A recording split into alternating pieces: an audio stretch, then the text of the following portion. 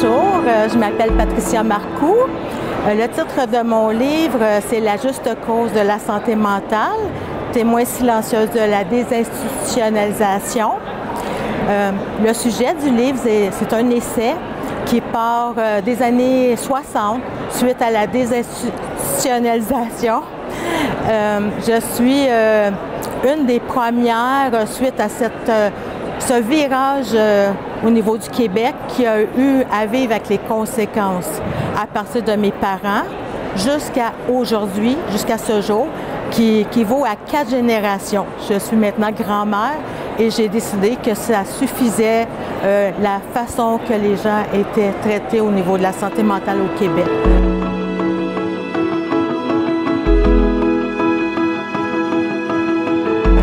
Le fait d'avoir eu des parents avec de graves troubles de santé mentale, j'ai eu à composer avec cette situation-là, aidante naturelle dès l'âge de 7 ans.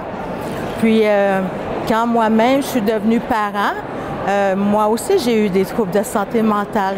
Et je me suis retrouvée, à un moment donné, hospitalisée.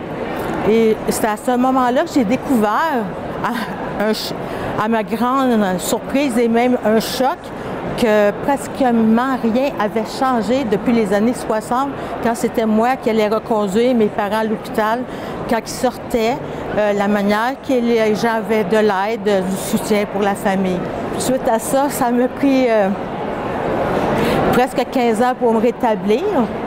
Mais à travers de ça, j'ai aussi des enfants qui eux-mêmes ont des troubles de santé mentale et mes petits-enfants qui maintenant aussi ont des troubles de santé mentale. J'ai travaillé dans le domaine de la santé mentale, donc j'ai une expérience autant de vie, de parcours dans la maladie et aussi au niveau du travail.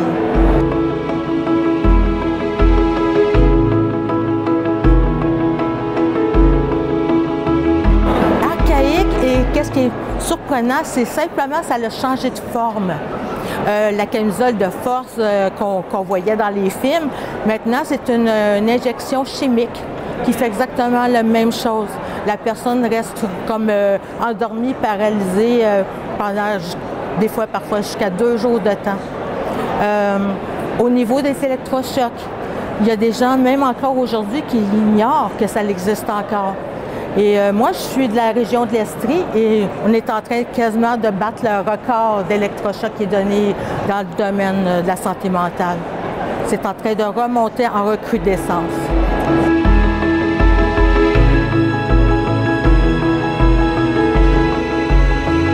J'ai eu la chance de participer à des comités, à des colloques, faire des témoignages, aller auprès de... faire des témoignages dans les écoles, pas secondaires, mais cégep et université. J'ai participé au niveau des défenses de droit et j'ai réalisé à un moment donné que c'est une expression, mais tu ne mords pas la main qui te nourrit. Tous ces organismes-là reçoivent les subventions du gouvernement, du ministère de la Santé et des Services sociaux et juridiques, selon les circonstances. Donc, le moindre mouvement qu'ils font pour essayer de dire que c'est pas adéquat pour les personnes qui vivent ces réalités-là, il se produit plein de situations que finalement le projet pilote est coupé ou le parcours pour retourner aux études qui était accordé à certaines personnes est enlevé. Fait que finalement, les gens qui vivent ces réalités-là, c'est échec par-dessus échec. Pas parce qu'ils ne sont pas capables, on leur enlève systématiquement dès que les gens ont un élan de se sentir mieux et de dire « mais c'est pas normal ».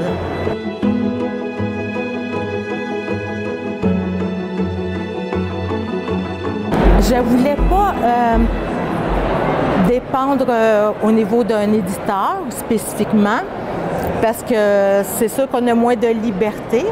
J'ai été accueillie, compris et accompagnée tout le long du processus, autant au niveau de la correction, autant de la mise en page, autant de l'impression.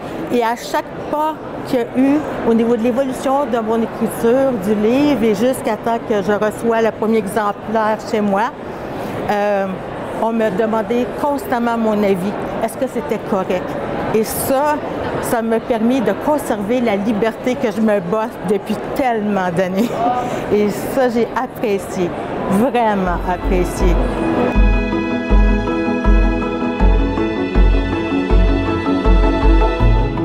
Exactement. Et je suis en train de réaliser que les gens, je suis même étonnée, me disent beaucoup, enfin quelqu'un me comprend. C'est essentiel que la population au Québec sache ces réalités-là. Ou des choses comme, c'est vrai qu'est-ce que tu as écrit, c'est vrai que c'est comme ça, mais personne fait quelque chose, personne ne le sait. Fait que ça me confirme que cette action-là que j'ai faite pour mes petits-enfants et aussi en mémoire de mes parents qui n'ont jamais pu parler non plus, ça me fait retrouver une certaine liberté hors de la maladie.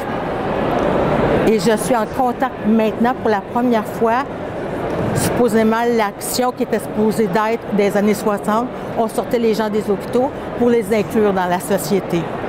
Donc, moi, pour la première fois, même si c'est 56 ans plus tard, pratiquement, je me retrouve inclus réellement dans la société maintenant.